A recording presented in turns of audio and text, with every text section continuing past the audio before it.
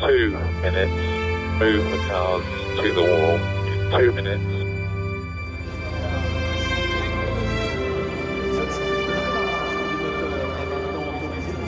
One minute now, you can turn on the engine. The time for waiting is over. The time for racing has arrived. Green, green, green. Mike Conway in the number 7 Toyota, sweeping around to lead the field up to the Dunlop curve for the first time. Gustavo Menezes right behind from 4th on the grid in the brightly coloured car from Rebellion. You are one of the quickest cars in Sector 1 on track at the moment. Box and driver change. First round of pit stops, and almost the entire field is in from GTE Pro. The 92 Porsche that won last year in its pink livery is in. Ferrari in as well with both AF Corsa cars. Driver change. Battling LMP2, and he goes by. So much top speed here at Le Mans. On a one lap, we lose 2% of performance. Oh, lap to the next number. Bruno Senna brought the car in a little bit early on his stint. Oh, that's out.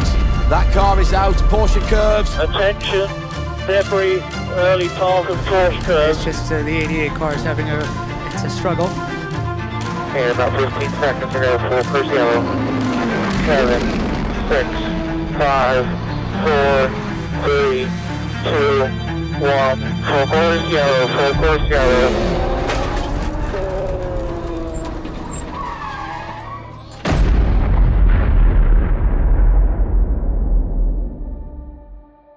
I'm Scott Dixon, originally from New Zealand, racing in America, also in the World Endurance Championship, 24-hour Le Mans, so IndyCar season this year, and endurance races for the 4GT program.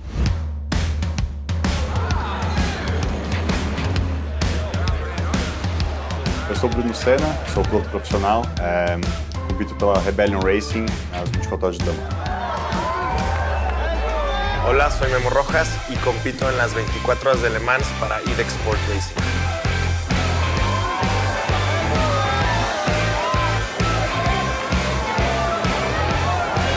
Je suis Jules Gounod, pilote professionnel, et je vais participer pour la première fois aux 24 heures du Mans. To be for the first time in the parade with so many people around and the town which is really busy, you can really feel the atmosphere of Le Mans.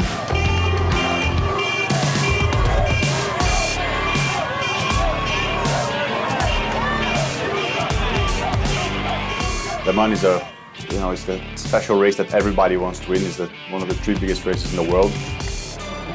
There's very few events around the world that have that status. The atmosphere is insane. I think for when you're performing as such at an event like that, it just makes you feel so good.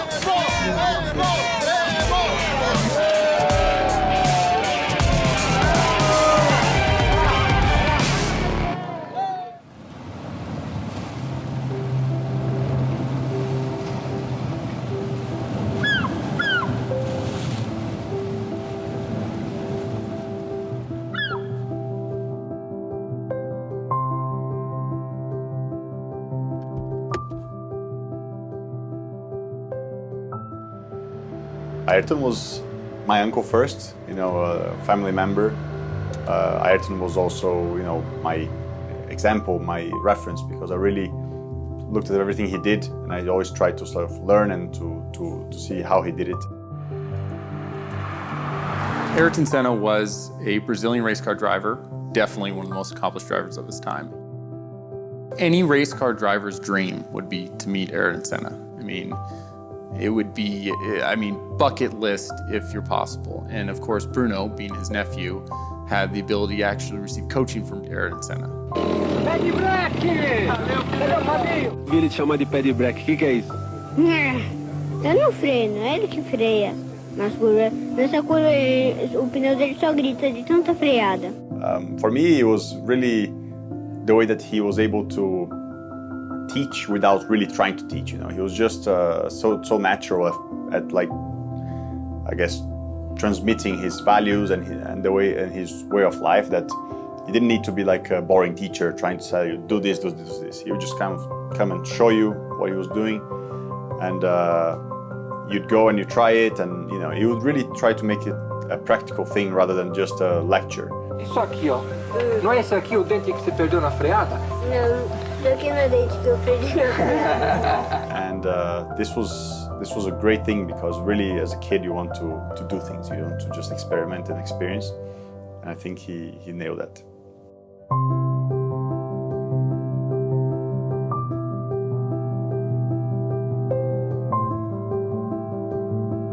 It's a dream come true. You couldn't learn from a better instructor. I mean, Ayrton knew everything there was to know about racing.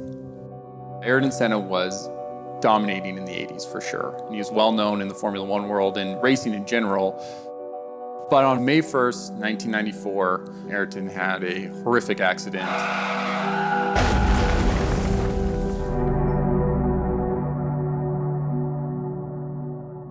As soon as that happened, the subject and the motor racing became a bit of a taboo subject at home.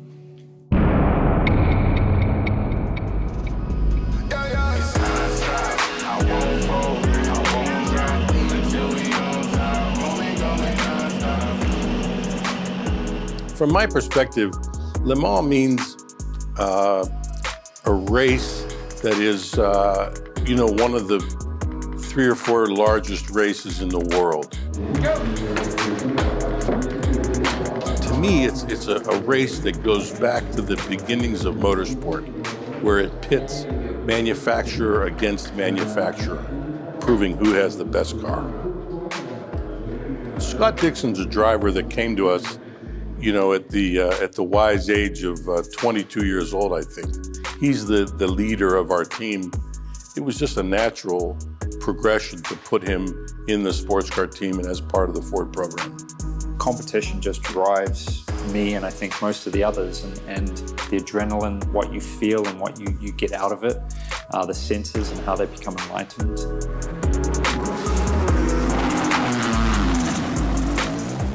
I will never forget that day as a 7-year-old kid getting into a go-kart and being so low to the ground and feeling just that adrenaline rush, and how amazing it was at such a young age to be able to, drive this powerful thing around. It was only a little go-kart. I started racing go-karts at the age of 7, and just, tried to hang on to that dream ever since of being able to drive things fast.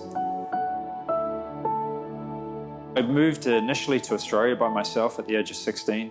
Lived in Melbourne for 2 years, and then that transition to America, I was 18.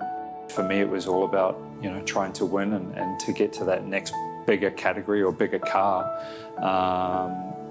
But it was all about the dream. It was all about the dream. When I was a kid, was getting to Formula One, and then on the side note was IndyCar. And once I saw my first IndyCar race, just the passion I had for IndyCar racing and how close and competitive and just about anybody in the field could win, that really fascinated me. But it's kind of scary, I think, thinking of my own children at that point, maybe traveling halfway around the world and being on their own and maybe in that same situation. Tilly, what song is this one?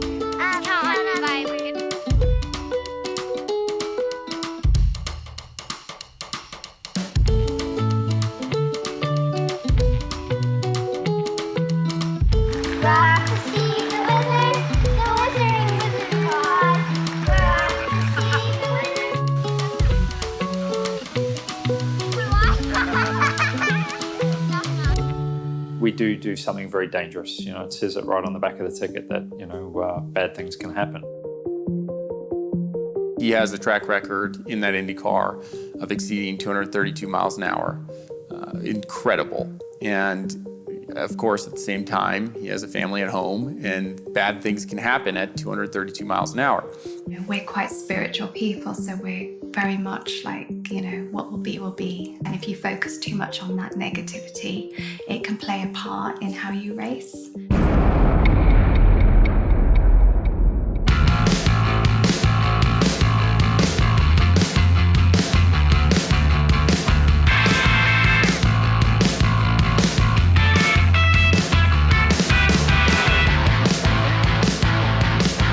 An unbelievable atmosphere, a sea of faces, of smiles, of hopes and dreams, awaiting the start of the toughest test in motor racing.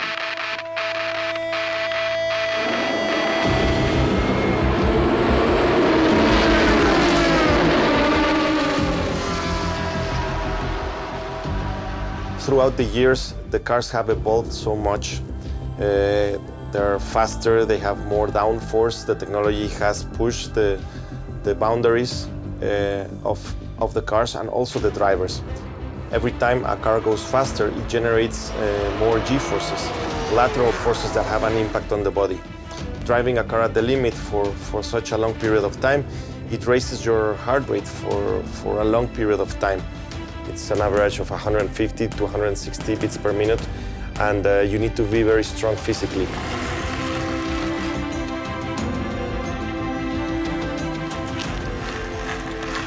You know, like anything these days, it's all about preparation. You know, I think you can't go in blind. I do what I do the homework, you know. Doing the homework is, you know, doing what you need to do in order to get an A on the following day. I really love to go on the bike because you can really push yourself to the limit because you are the only limit on the bike, a bit like in the race car. In my case, I practice a lot of boxing for this because the position of boxing, it's almost the same as the race car. You know, you're holding the steering wheel like this, and the guard for boxing is like this, and you're using the same muscles.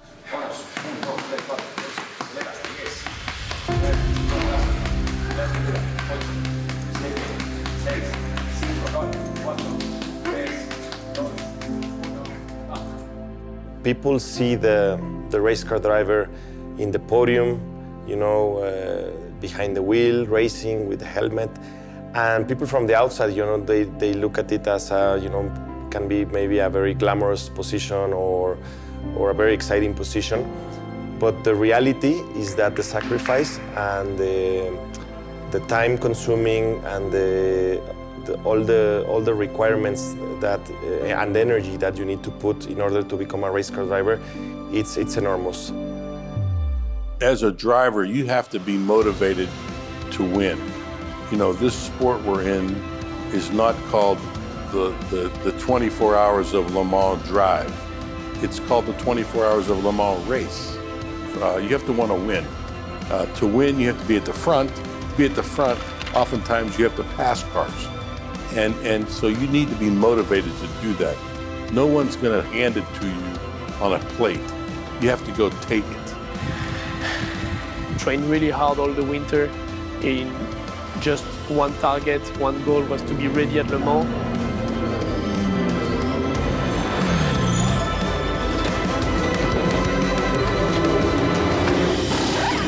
And when you're at the car and Mr. Rizzi asks you to do a third stint and you see that you are able to do it, you're like, okay, I have trained hard, but I know for what.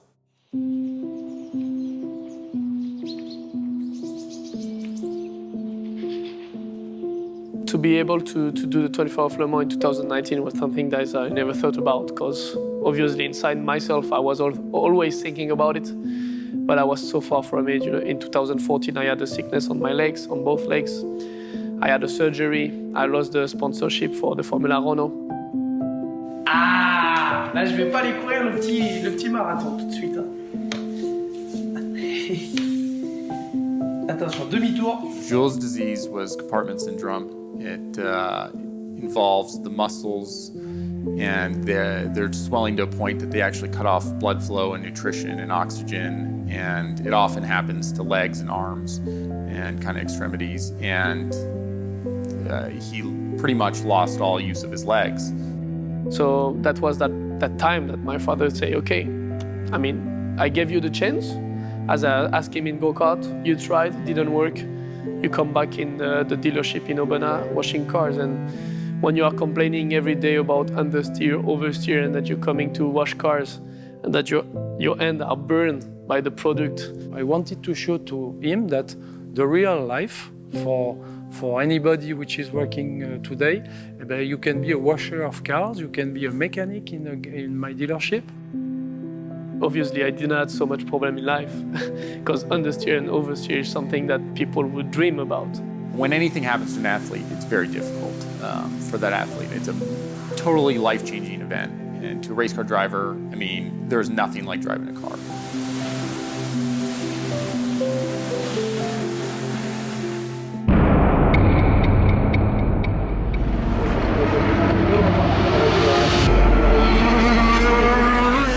Into hour 2 of this year's 24 Hours of Le Mans.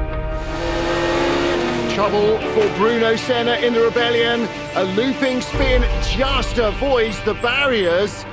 Yeah, it's a very complex situation when you have any tires breaking or any kind of failure in the car, especially in Le Mans because the track is so long. You have to really nurse the car back to the pits. Back into the pit box goes the Rebellion #1 car, 6th place in the LMP1 class. Andre Lotterer is strapped in as they continue with repairs. When I became 18 years old, my mother came to me and asked me what I wanted to do with my life, and I said, yeah, I'd like to maybe go back to racing. She's like, this guy's a kid, you know, he's 18 years old, he's a boy racer. Yeah, go get the go-kart from the farm, like one of the old ones, and see what happens. And that's when it all kicked off.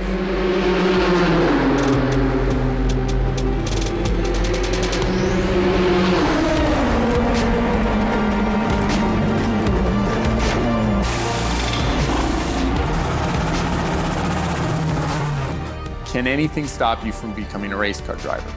If you truly want to be one, no, nothing can stop you. You will race anything. You'll race a go-kart on the weekends, a shopping cart in the driveway. I mean, anything, you'll race it, and then it'll snowball back into racing without a doubt. It's such a strong thing that you need to go racing. Obviously, you know, everybody wants to allow each one of us to become what we are and you know, be successful in whatever we decide to be. And you know, follow your dreams. We know at the same time that motor racing is very dangerous, and we lost Ayrton some years before. I was at home with my family. We were watching the race in São Paulo, and we saw the accident on TV. And you know, we've seen him crashing before, so it was not something that you necessarily think is going to be bad, but that one looked pretty bad, to be fair. The whole family was watching it. I mean, it was on TV, it was televised, and every racetrack, whenever there's a crash, the TV zooms in. And so when it's a horrible outcome like it was, it's out there and everyone's watching it. They're glued to their TVs, they're helpless, they can't do anything. So Bruno is one of those people. As soon as that happened, motor racing became a bit of a taboo subject at home. And it was quite tricky to, you know, to just approach the subject. So for many years we couldn't say anything, and I guess because I didn't say anything, I felt bad, of course. My family supposed that I was completely over it. It was a big impact in the family because what would be the best choice, you know, to let him go or not to let him go because of that. So all drivers clearly understand the danger, and they respect the danger. You can understand something, you can respect something, but you can also push it on the side. But I think to completely push it on the side, you have to know all sides of it. And I think that's what the great racing drivers are able to do. They understand all sides of the danger, and therefore they can push it aside.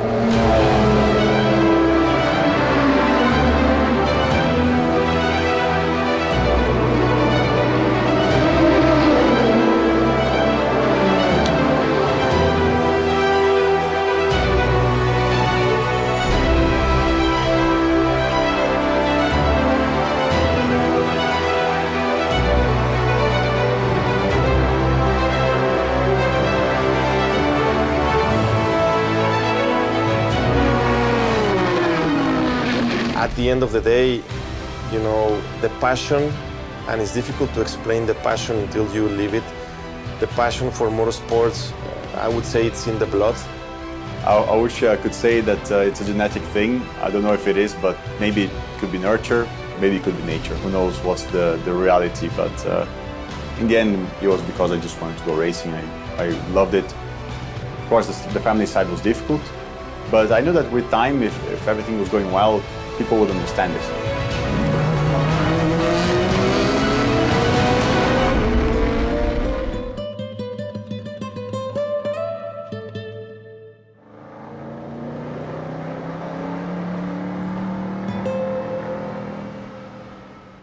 When I was a kid, my dad was my hero.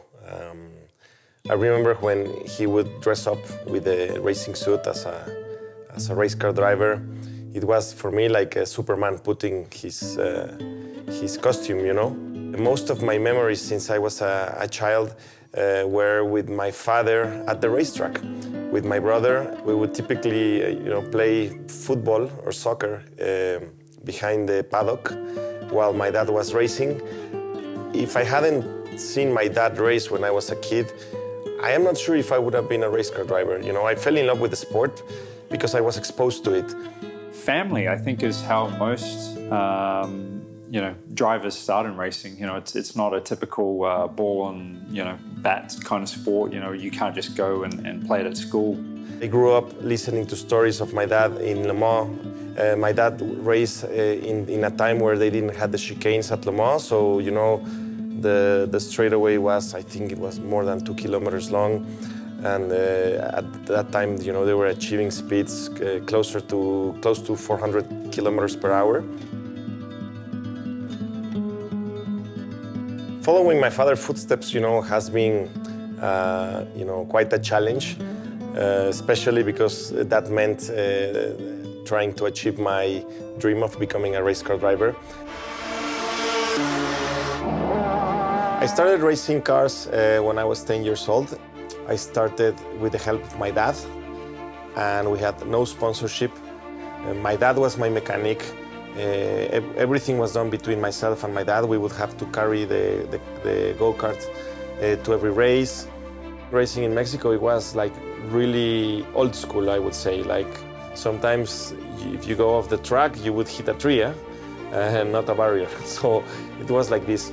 I remember the first days, we didn't have this old technology and tools and people helping us. Only you and me and somebody else helping us, and our truck. I've enjoyed the ride.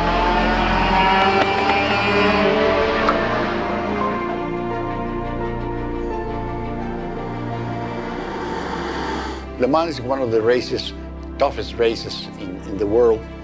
To have a son racing in Le Mans is like a continuity of what I started. Fox, this left lead memo. Fox, this time. Fox, and driver change. When the race started, we discovered that we were losing 10 seconds per pit stop in the refueling of the car. 2 laps to go, memo. It was a problem that was not possible to fix during the race, so we had to stick with it. I don't have fuel! Okay, are you moving or are you stopped? I am moving, I'm in the box. I barely made it. What the fuck? As you know, it's a 24-hour race. There's more than 30 pit stops. And the team calculated that we ended up losing close to 7 minutes.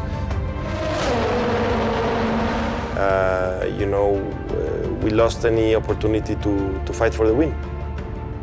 When you make a mistake, you cannot fix it. That's the problem. That's why it's very frustrating.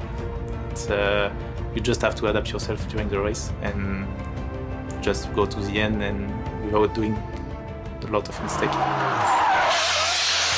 Of course, mistakes can happen at any point, and they can have huge consequences, even though it's a little mistake or a big mistake. I was fighting for the championship in 2016 in German Championship with Corvette, last race of the season, between the championship fighting for the lead. Let's go green and let's go racing the final race as Ragginger. And yeah, that's a hard part for me because I was fighting, I think, 10 minutes to go. And in the car I was fighting with the Lamborghini, which had an issue on the splitter, so he couldn't take some fast corners because he was losing the downforce. But I remember turning and I was already thinking about going to overtaking. Few laps I was fighting on him, couldn't pass him, and suddenly I saw him lift. My goodness me!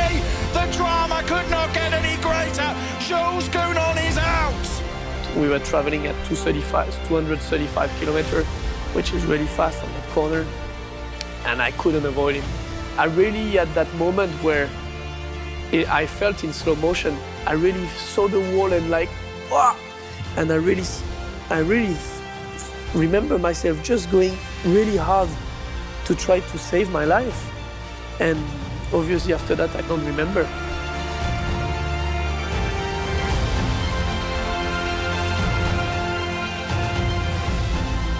We're in a dangerous sport, but we are professionals, we're athletes, we know how to execute exactly what we need to execute.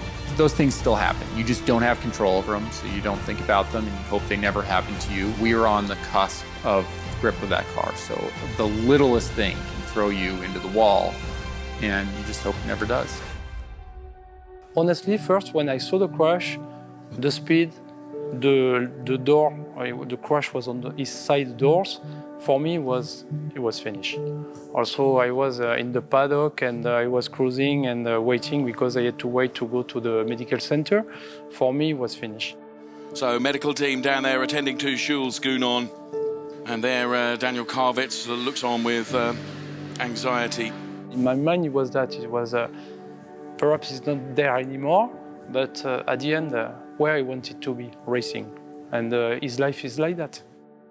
It was terrible, but on the other side, he was where he wanted to be. Also, short life, but fantastic life is better than long life with regrets. When I wake up, I had the door handle which was in my leg. I look in my leg full of blood, and I'm like, look at myself. Okay, I can move. I'm not dead. Or maybe I am, but I can still move, so it's a good sign. It was a life changement for me, because you can feel that in 1 second you can pass away. And yeah, that's the part of our job, our risk. Sometimes when things like this happen, you are reminded that you're still doing a dangerous sport. And sometimes to keep yourself motivated after things like this, it's difficult. J'ai mis 1 mois à regarder les images sur YouTube parce que je voulais pas voir. C'était trop violent. Jules Gounon being taken away. Quand il y a un accident, chaque fois on remesure le risque. Mais on peut pas l'empêcher. I don't want to die in a race car, but if one day I die on it, I will have lived my best life.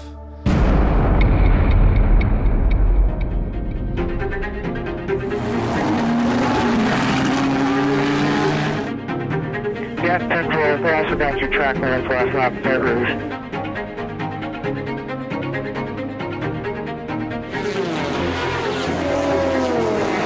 Lawrence Vanthoor sticking to the leader. Change for third though, the Corvette is down to 4th place. Up to third has gone the 93 Porsche, that's Earl Bamber, as darkness starts to fall.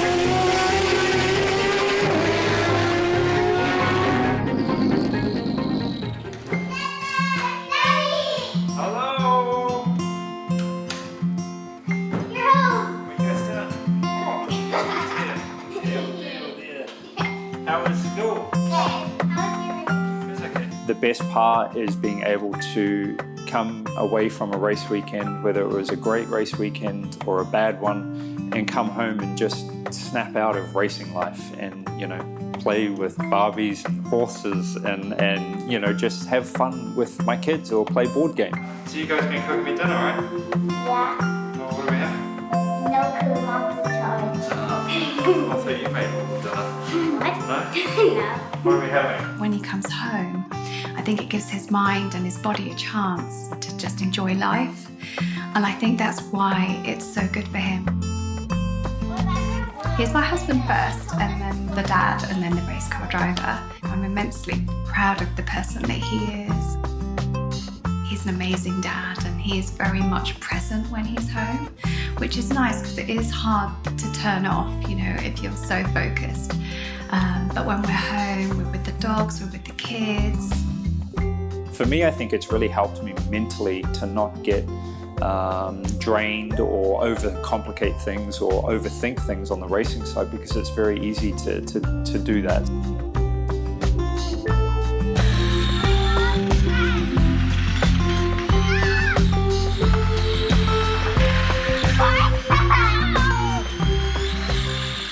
he starts the race season again, come March, he's ready and he's refreshed.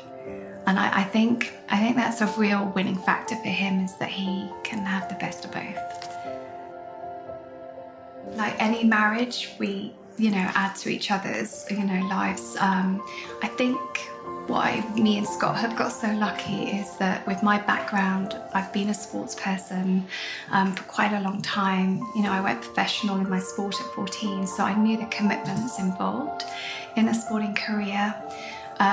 So what I can bring to Scott, not that I need to bring very much because he's an incredibly focused athlete anyway, but I can concentrate on the nutrition, we concentrate on the training, and that's where I think I can help him, in the sense that I understand to get to the top, you have to remain very focused.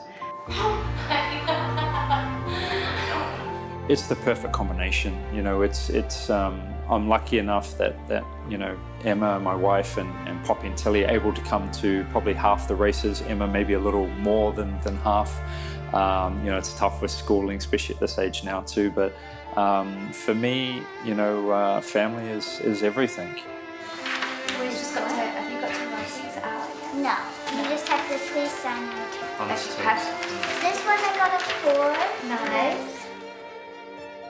Scott, off the track, is a championship driver. He's a great family man. He's a great father. So he understands the whole package of what it takes to be a driver.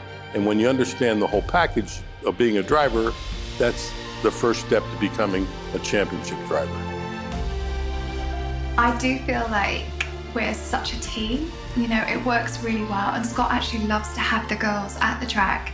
When the engine starts and the race begins, every driver has a particular look in their eye when it comes to racing.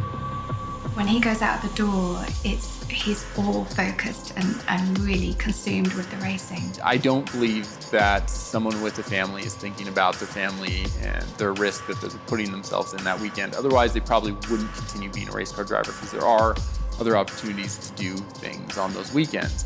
But since they're gifted individuals that know how to race well, they step in that car collectively and they pilot that car beyond its ability every single day. Of course, I'm biased, but I do think he's one of the greatest drivers of all time. Here we are, up on the front.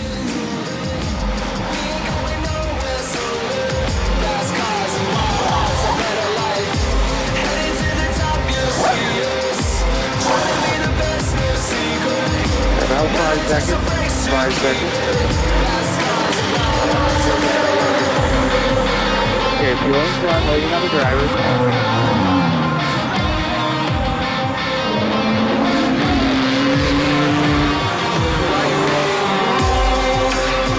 Now that we got you loose, I can hear the birds waking early to sing, and that it's never too soon. So are you ready to run? Well, it don't ever stop. We are on a cruise course of freedom that we can go as long as we want. Yeah. Jump fast, let go. Hands up, windows. Soundtrack, stone cold. Sit back and turn it up. Here we go. Calling all my friends for us. Revving up the engine. We ain't going nowhere, so fast cars and wild hearts, a better life.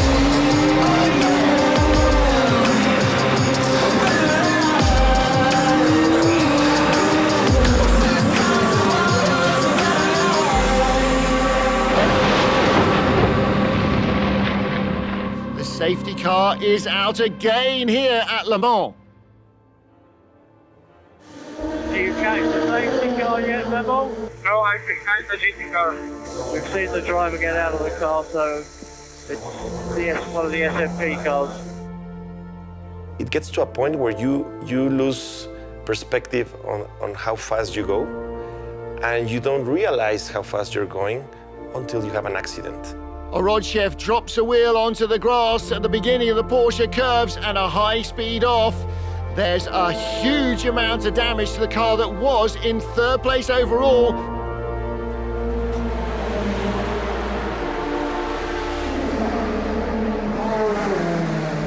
When I took the decision to be a race car driver, my life changed. Literally every decision I took was taken based on how can I achieve my goal of being a race car driver. When you're going through the junior categories, you're living the dream, right? You know, especially at the young age of 7 through to say 15, you're constantly thinking, is this a reality? Yeah, it's going to happen. It's going to happen. You kind of just think it's going to happen, but the stress that it had on my family. Each year, my dad trying to round up the funds or the money to try and make it possible was something I was very naive to. I didn't really understand it, didn't want to know about it. All I wanted to do was race and drive. But I think as you go through those categories, you start to understand like, hey, we're doing pretty well here. But each year was a make or break year. Could you continue on? Family effort was put into my career, and I will be grateful to my family forever. But as my career got down the road, there was nowhere I could keep going because the budgets were getting higher and it was difficult to go to the next level. And Telmex created a driver development program called the Scuderia Telmex, which they recruited some of the best Mexican talent, and they gave us a chance in the best categories. And ever since then, my career took off. I had the chance to meet Memo when he was very young. He was starting his career in motorsports, and I think sometimes timings are very important. No? Just when he was starting to look for his international development, the team was being built together with other sponsors. So it was a very nice coincidence that things happened in that way. What will be your plans for next season? What are you thinking about next year? Carlos, I think, since we won 4 championships in IMSA, and we won Daytona 24, we won Sebring 12 hours, the next race to have the triple crown of endurance racing would be the 21st of Le Mans. So I think for you, for Telcel, for Telmex, to have the triple crown would be a massive achievement. Mimo wants to achieve a Le Mans 24-hour win. He has a Daytona 24-hour win, he has a Sebring 12-hour win, and if he wins Le Mans 24, who knows what he'll do. He'll be a Triple Crown winner. We've achieved so many successes together with Telmex program and with the help of great teams that I've been at, like Chip Ganassi Racing. I won Daytona 24 3 times. Memo Rojas is a driver that came to us from Mexico and was a proven winner in Mexico already. We have many, many wins with Memo. He was a professional, and the cream rose to the top. When it was time to perform, he performed as a racing driver there at Daytona, and it was glorious to win that race with him. Once you get the chance to prove yourself and to perform, and you have the support of sponsors, then, even though the budgets are bigger, it kind of becomes easier because now you have a name, now you proved yourself. Racing's very expensive on someone, either the team, the driver, the car owner, the team owner. And the Scuderia Telmex really allowed Mimo to break out of Mexico and allowed him to race. Obviously, skill plays a factor in that, a large factor in that. But unless you have funding behind you, you're not going anywhere. He was the first driver within the team that went to Europe. Having the combination of young talents being attached to the image of our country, together with the development of motorsports, this is a very strong combination. At the end of the day, we are here because we want to win this. It's been a long road, 27 years behind the wheel since I was a little kid. And yeah, you could say I am obsessed with it. But still, even after winning Daytona 3 times, the dream of Le Mans seemed to be a far thing.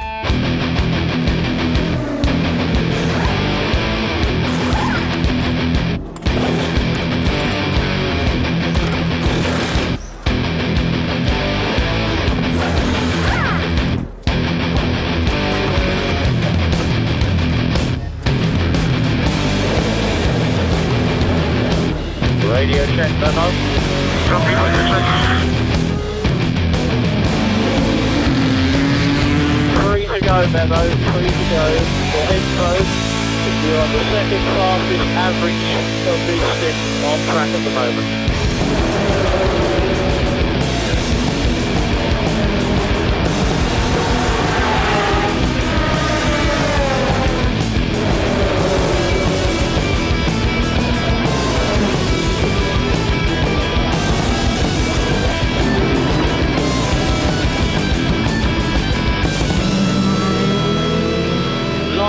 Rain reported, Dunlop and Tettery.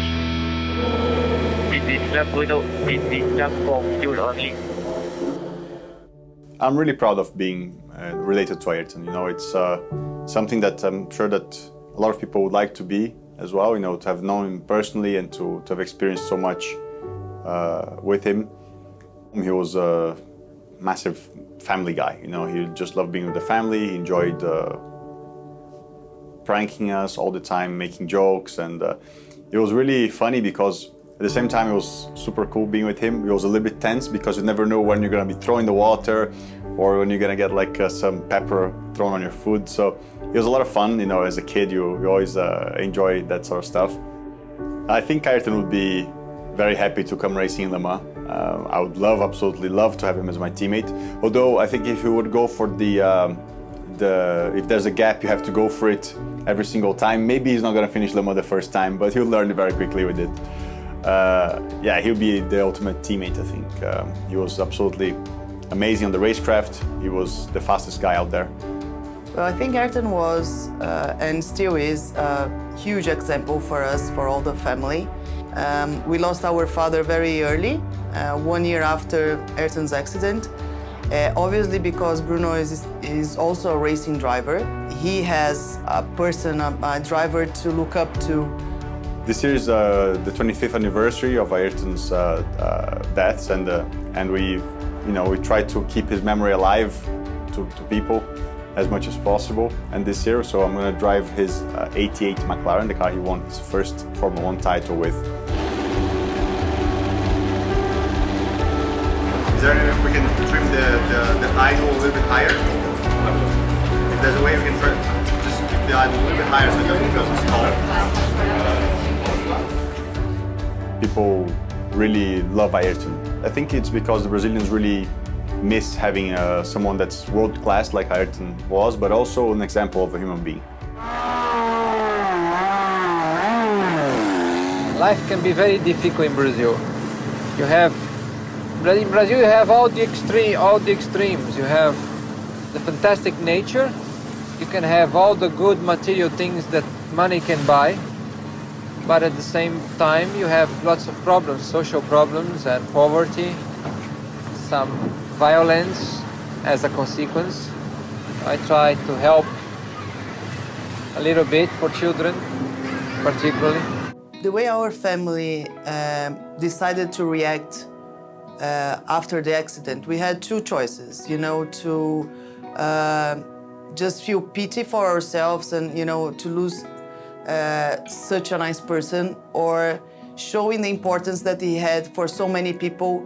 How could we leverage that to one of his dreams, which was, you know, to give opportunity to so many children and youngsters in Brazil. And we decided to take the second choice. The biggest tool you can have and nobody can take away from you is to be knowledgeable, to be educated, to have maths, language, skills in general, to become what you want to become. Hi, welcome to the Ayrton Senna Institute. This is the heart of all the work we do for the children in Brazil. And there's so many interesting things here, so I'm going to take you for a walk. Here we have a race-worn helmet, his boots, his gloves.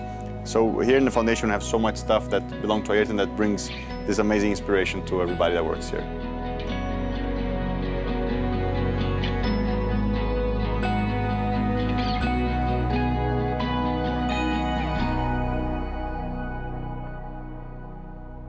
Senninha is our cartoon character. It was created by Ayrton when he was still alive, and he wanted to, you know, transmit his values and the good things for the kids. And Xenia as a brand now, it's 100% owned by the foundation, so every dollar made by the Xenia brand goes straight to the foundation, so it's a great way for revenue to be created. The foundation is the only non-university or non-governmental institution in the world to hold a chair at the UNESCO Knowledge Creation Institutions, which is a real achievement when you consider that is, something that's operating to just give children opportunities in Brazil. Bruno is for sure living up to the Senna legacy. He has the last name. I mean, huge shoes to fill, and he's doing a really great job. But it's really only that. It's a legacy. These guys are still performing at such a high level. They still have to train. They still have to have the skills. They still have to have the mindset, and then they have to go and execute it. That moment when I saw Ayrton lifting this trophy up, even when he had no energy left on him, it made me inspired to, always try and beat the limit, try to be the best version of myself. Right now.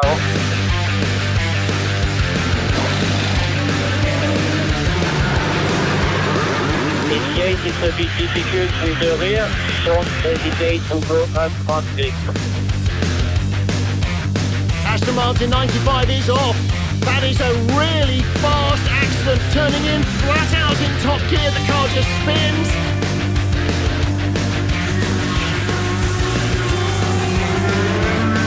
Full service, fuel, driver change and fresh tyres.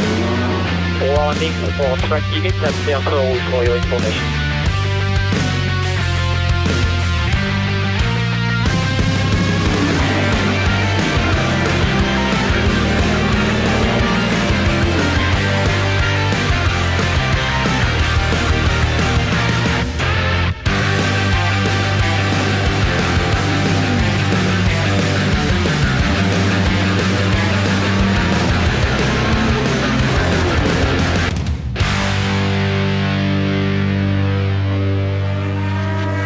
Sunday morning, and hundreds of thousands of fans wake at 7:30 in the morning with Jose Maria Lopez leading for Toyota, G-Drive in charge in LMP2, Corvette in GTE Pro. All cars have four wheels. Some have the engine in the front, some have the engine in the back, some have the engine in the middle. But they're all connected to the track with four patches of rubber. And Scott has great ability to manage those four patches of rubber that are touching the surface. So it sort of doesn't matter what car he's in. He understands what it takes to make a car fast. It's definitely my strong suit, is being able to adapt to different cars, or maybe just getting on with it opposed to trying to pick apart what needs to make it better. So that's also my downside, is that instead of trying to make the car better, I will just try to drive around it. Whether he's in an Indy car, whether he's in a Ford GT, he just gets in, he drives, figure out what the car needs, and he does it, and he just makes it happen. I think every time he gets in the car, there is that little thought in the back of your head, like, please don't let it be my go. Please bring him home. Like, there is that side of it. But once the race starts, I'm just wanting him to do really well. So yeah, the fear factor's there, but I think you have to push it out of your mind. Scott Dixon is a very talented driver in all race cars. And some things are out of your control. And the worst could have happened at the Indy 500 in 2017. We started on the pole, car was pretty good. We slipped back, I think, a couple of spots. And then we actually ran probably, I think, for a stint and a half, made some changes to the car. We're coming back through the field and could kind of see going down the front straight that people were starting to slow down a little bit. Could kind of see there was a car offline a little bit. Didn't think too much of it. It's quite typical in the Indy 500. The closing rate can be quite quick when you're doing 230 miles an hour. And then unfortunately, just out of the corner of my eye, I could see that car touch the wall. And then at that point, you're still at 220 miles an hour. You've got to make a very quick decision of which way to go. And typically, if a car's kind of against the wall, it's going to stay against the wall, especially with the speeds and how it pushes out. But unfortunately, with how Jay's car hit the wall, it then turned directly left, right in the pathway, and at that speed. you just really can't change, your direction too much. Tried to stop, hit Jay, went up into the air, probably, I think, about 30 feet into the air. Now, oh my goodness, one car airborne, it's Scott Dixon. He makes contact with the 77 of Jay Howard, who got up and out of the groove. Dixon came down to the bottom of the racetrack to try to avoid Howard. When he made contact, that car went airborne. I remember kind of looking down because it started to flip, and I was like, wow, I'm very high up here. This is going to hurt.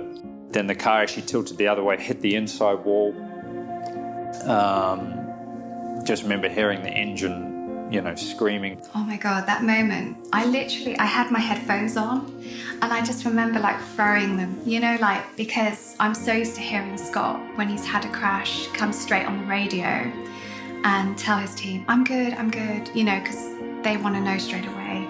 But you couldn't hear anything. On the top right there, on the top load.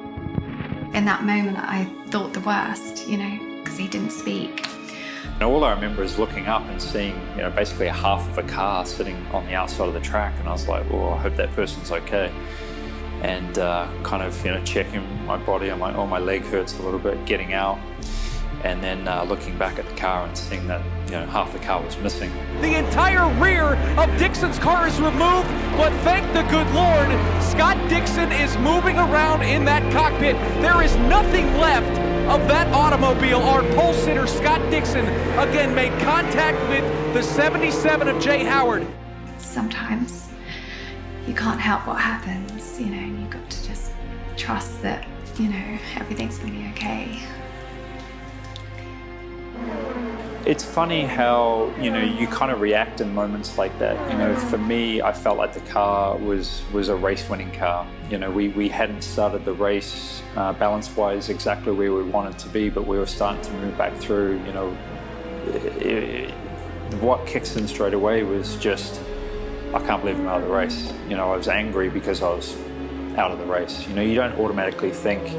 It's kind of weird in those situations. I think sometimes you almost think you're indestructible. And I don't know why that is or what, powers that. But once the adrenaline kicks in, for me, it was just pure anger to start with, which, I should be thankful that I was okay and able to, stand up and walk away.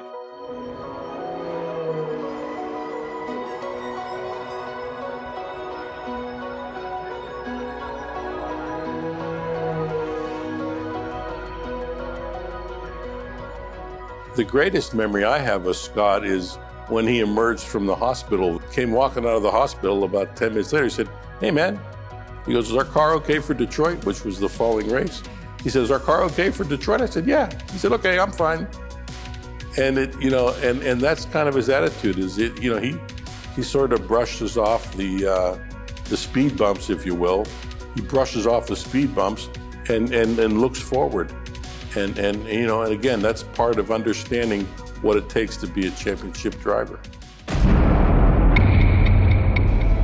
Very good morning to you. Just after 9 o'clock here at Circuit de la Sarthe. 18 hours done of this year's race. That means 6 hours still to go. The last lap was very good. Do the same again at the chicanes and Mulsanne. Every race has its challenges and they all require preparation. As drivers, you do the best you can to prepare yourself, and that includes some psychological training. A driver mentally prepares for a 24-hour race many weeks in advance, really, but it's a mental state of just knowing how well you can perform. The whole weekend, the second you leave your house, every moment you're trying to be the fastest guy there, the fastest time, fastest top speed. Car going very rapidly further down in the category is the Edex Sport Oreca. You need the fast drivers to win races because everybody's pushing so hard. But I guess it really is to understand and to have a free mind as you're driving. When you're racing, you cannot think of anything else but what's going on in front of you. It pulls everything out of your mindset. You're physically demanded, you're mentally demanded. In no way can you think of something else. The championship winning drivers that we've had have had a clear focus, a clear goal, and a clear attitude to perform at the highest level. Jules, je pense qu'il a un mental qui est assez impressionnant. Depuis qu'il est petit, il m'a dit « Maman, je veux gagner les 24 heures du Mans ». Mais il était tout petit. Hein. Et je lui ai dit « Bah oui, tu gagneras les 24 heures du Mans. Si tu as envie de les gagner, en tout cas, tu feras tout pour ». To say that your son will be a racing driver or will be good racing driver is not for sure, you know. It depends of the talent of the guy, the motivation of the guy. Il y a plein de paramètres dans ce métier. Il y a le paramètre vitesse, il y a le paramètre précision, il y a le paramètre enjeu, il y a le paramètre... Il y a énormément de pression. Et il arrive à gérer ça. I do a lot of golf. Because there is something that is really, for me, helping me to stay calm in the race car, to make the right decision, as you have to do on the golf course. Every shot is important. You don't have to lose your focus for 3-4 hours, a bit like in a race car. The sun is just eating you. You cannot do anything about it, but you just try to get acclimated with it. And when you have that heat, like in the race car, around 60, 65 degrees, it's really helpful. Wanna put the AT on again? Probably not for 3 laps.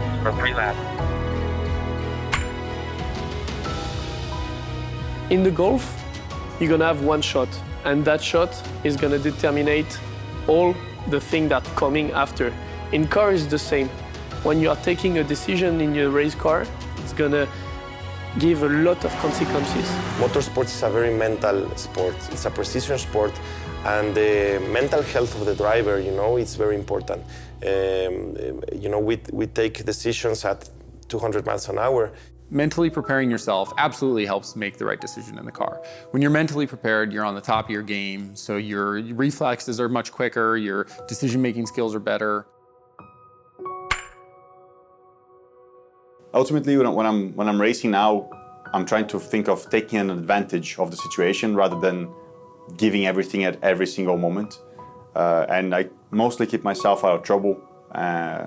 Normally my stints are good because I'm able to deal with traffic well from just kind of judging the best way to deal with traffic. In my case, part of the way I attack a race like that is you always gotta think you can win it.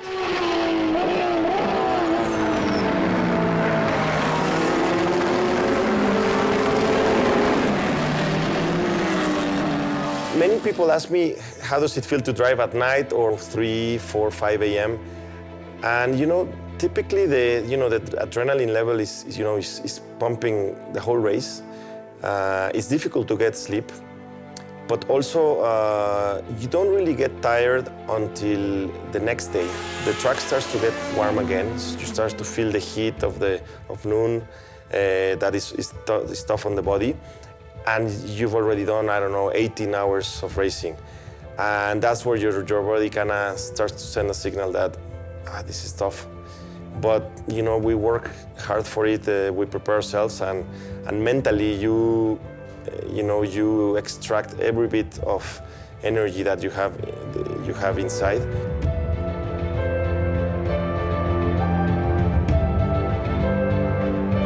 Stop to this lap, please. This time, driver change. We have a 10-second penalty to serve for slow zone, full course yellow violation.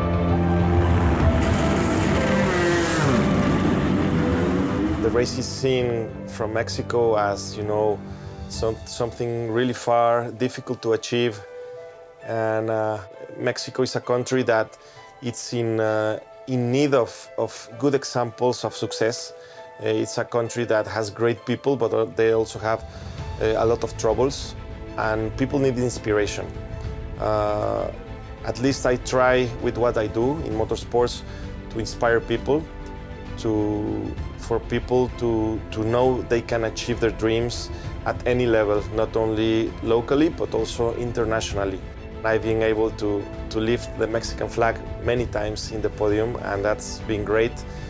And when we do this, it's always front covers in the newspapers.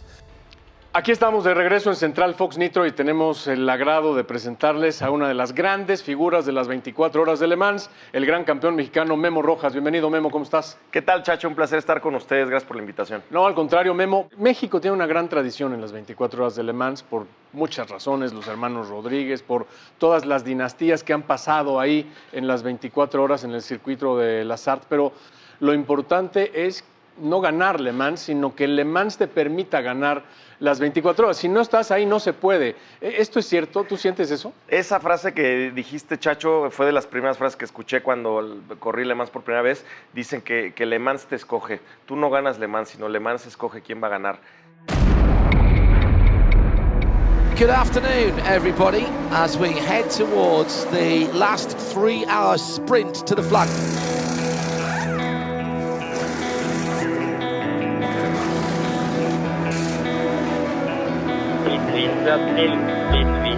Driver change wheel going on.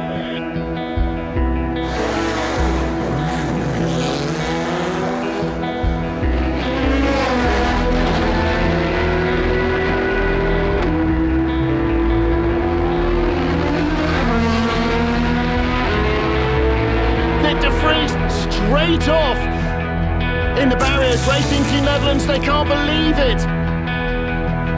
That is straight off, the car did not steer. Prepare for full course yellow in 25 seconds. Driver change, 63 car, their remaining car is still in victory contention. Unbelievable heroics from Nick de Vries after the car was dragged out to the gravel. He's got it back to the pits, and now there's trouble for Corvette. Jan Magnussen is off in the Porsche curves. So many people have made the same error. Does he avoid the wall? No! And that might spell the end of any hopes of a yellow car winning this race. I guess in endurance, it really makes a difference not to be one of those people that crash a lot. I think there is only so much room for having accidents when you're in endurance racing, no matter how fast you are. The prototypes are, they are almost like a bigger single-seater. They're heavier, of course, but they are extremely fast on the straights. In a certain way, we have similar amount of performance on the corners. They are very, very aerodynamic cars.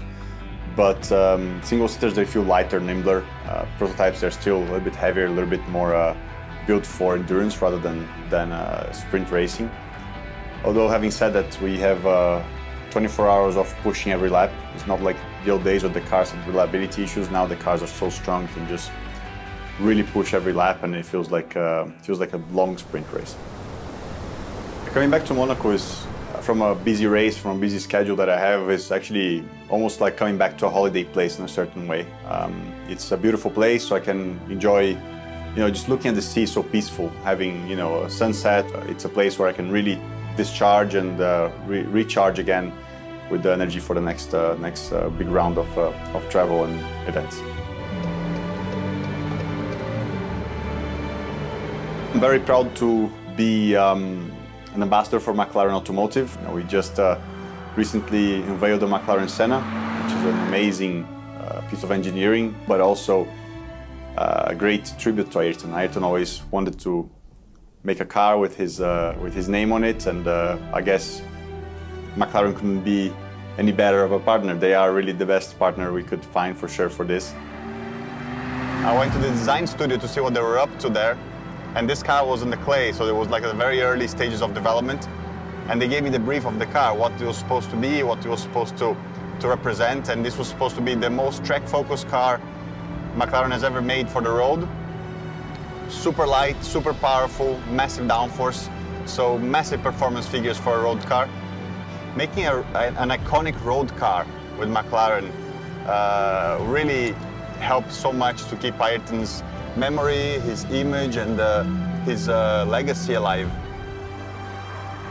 Being part of this development was a real high point in my career for sure.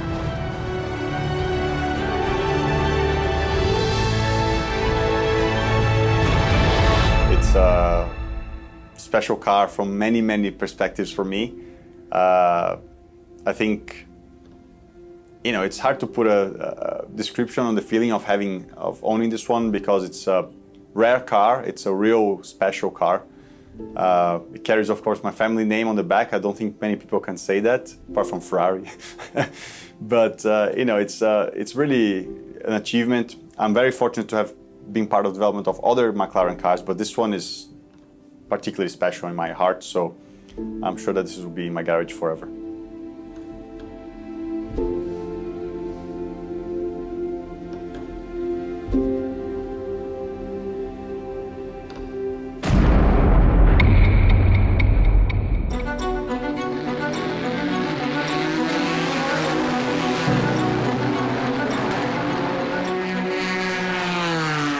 Ford decided to come back into endurance racing with the Ford GT program, and they joined forces with Chip Ganassi and a very fast race team, and as well as very fast drivers. To be a part of, 12 drivers that were lucky enough to be part of that lineup, I think was very special. But, it's the track, it's the speeds, it's the, the cool cars, it's the atmosphere, it's the people, it's just everything.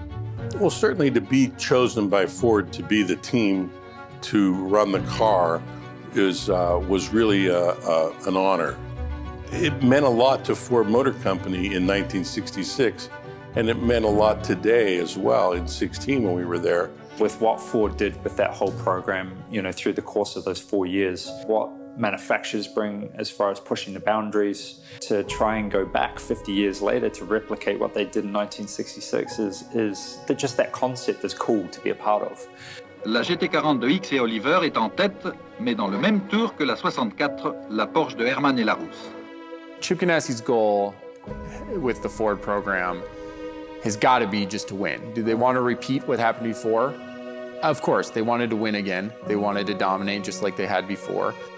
Every weekend we go to the racetrack, it's about winning. That's why we're in the sport. If you're not winning, I wouldn't have a job. I was doing okay, and then I got behind that Porsche, and as soon as I got behind the Porsche, I started.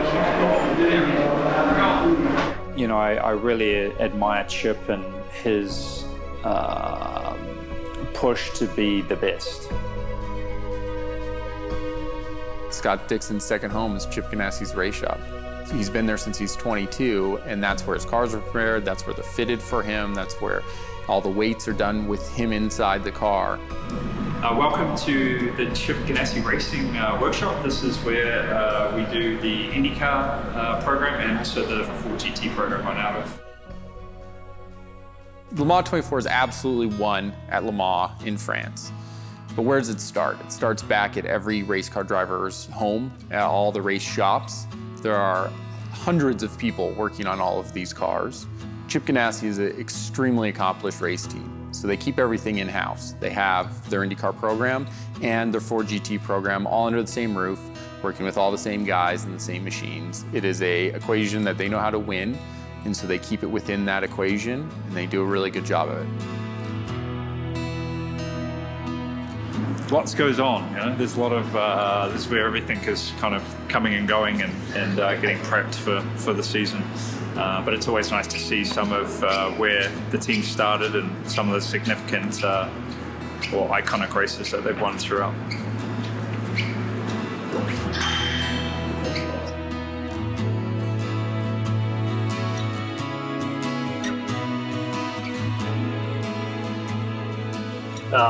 After every win, we do a picture with a plaque that has the winning driver and the chassis number and the date and what racetrack we won the race at.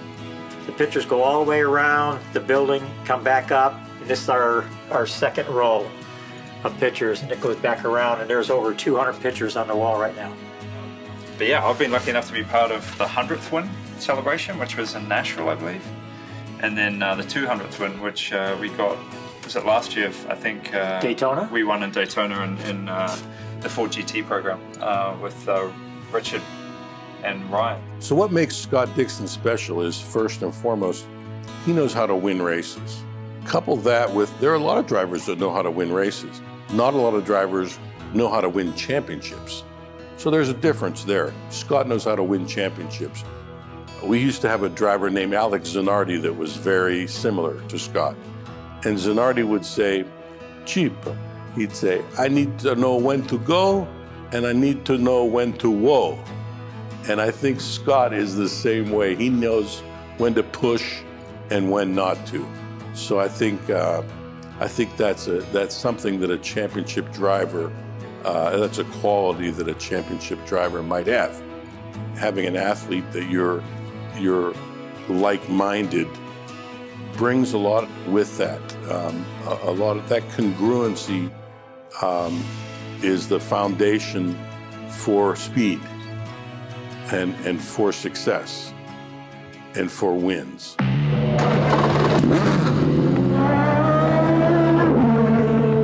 LMP2 battle for the lead. G-Drive versus Signatech Alpine. Brave stuff from Andre Negrão in the Signatech Alpine, the blue 36 car. He was on the dirt, filth on the tyres. He still managed to get down the inside of G-Drive for the race lead. Roman Rusanov in the orange and black machine, now in second place. Winning a 24-hour race is more than just winning a sprint race or a 200-mile race. Every situation that you've had during a season, every situation on the track, every situation with the car, every situation with tires, engines, people, competitors, weather, track conditions, every situation that you have during a championship run of a season, you have in 24 hours at Le Mans. You cannot afford to make the wrong decision in strategy. So that's why you have to kind of work at how am I going to get to the hour 24 mark with the least amount of errors. These races are all about reducing the potential for error. For me, the guy that wins is usually the guy who's made the least number of mistakes. If you prepare well enough, then you can cover most eventualities. If you don't prepare, then you prepare to fail. Car is ready, but it won't start. Back into the garage. This could cost them victory. Lead up the blue car, Signatech Alpine's Nico Lapierre. Jose Maria Lopez on pit road. He has only just stopped. He's come in after just one lap. What's going on? They've changed the right front tyre, topped up with fuel, away he goes. Just that one tyre. Try to find the pointer too. It should disappear when the reading is coming from the sensor. Are you sure? Because it doesn't disappear in the hammer also. Okay, it's here. Okay. Come back slowly. Look in his steering. It still says puncture. Have they changed the wrong tyre? Confusion reigns at Toyota. They don't know what's going on with the number 7 car. Is it a sensor issue? There is the number 7 creeping back to the pits. Number 8 takes the lead in the final hour of the race. Unbelievable scenes. It's a whole team effort, these 24-hour races. The drivers can't do it on their own. We can't do it without the drivers, but we have to give the driver the tools where he can perform at the level that he needs to perform at.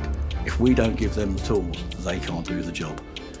No matter if you're the greatest driver in the world, if the tyres are flat, you're not going to go very fast.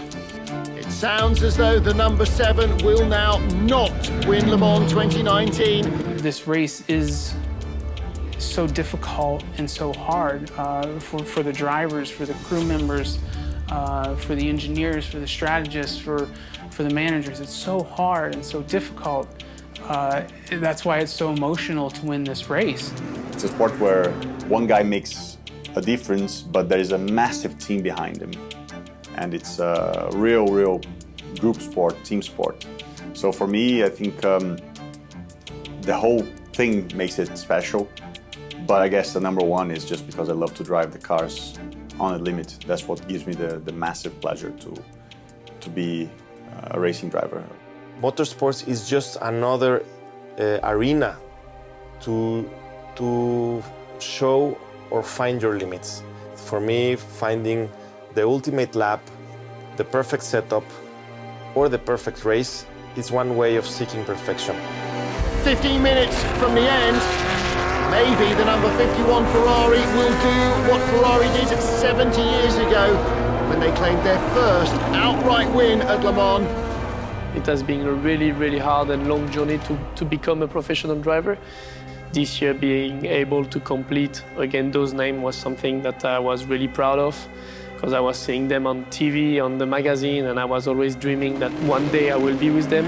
On the past years, I could see that everything was done by him to do the thing properly. It's my biggest passion. I was going to sleep thinking about it, waking up thinking about it. So when I was in the Lindroit d'Inaudière for the first time, just behind the Ford of Scott Dixon, I was like, okay, I made the first step, which is to do the first time the Le Mans. Let's see if I can do the second step later.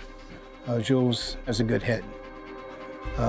It's his first year here, but I think he realizes just how important a race this is for him, for his career. We are a team, and that's the way I like to see that. I could stay in that car to sleep on it. I mean, that was the best day of my life. Achieving a win in Le Mans would mean anything. You know? I sometimes joke that if I win Le Mans, I will retire, but I don't think so.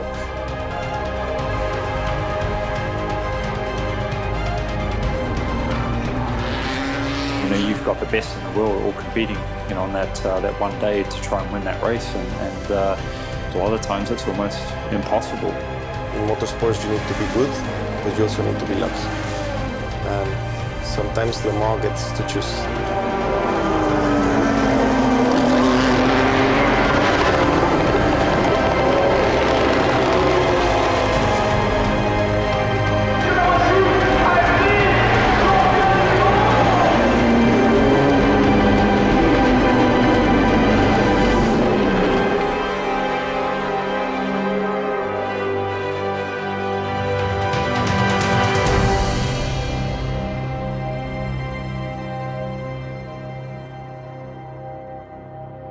Interestingly, racing is a sport that rewards tenure.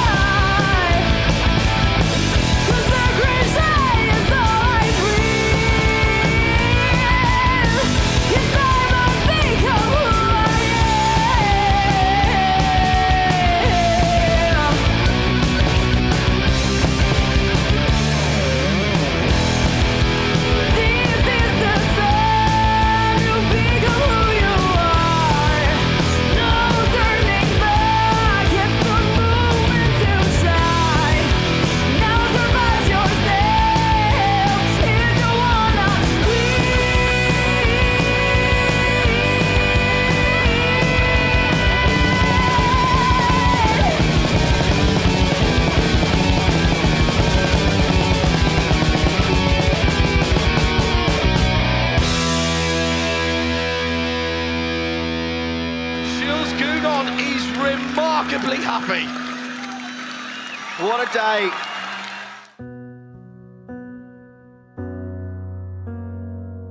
If I hadn't been a professional driver, I guess I would have been an astronaut. Because when I was a kid, before I wanted to be a race car driver, I wanted to be an astronaut because I was obsessed with space, and I said I wanted to go to the moon. So I think I would be there in a spaceship, maybe.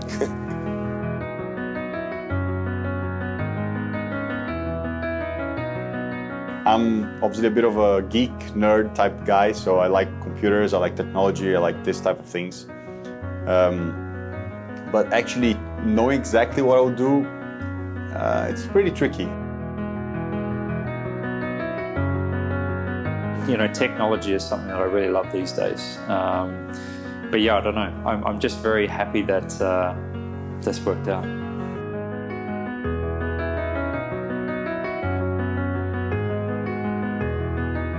Jules nous avait toujours fait croire qu'il voulait être pilote d'avion. Donc on l'a cru qu'il voulait être pilote d'avion. Voilà. Et il nous a bien berné. Voilà.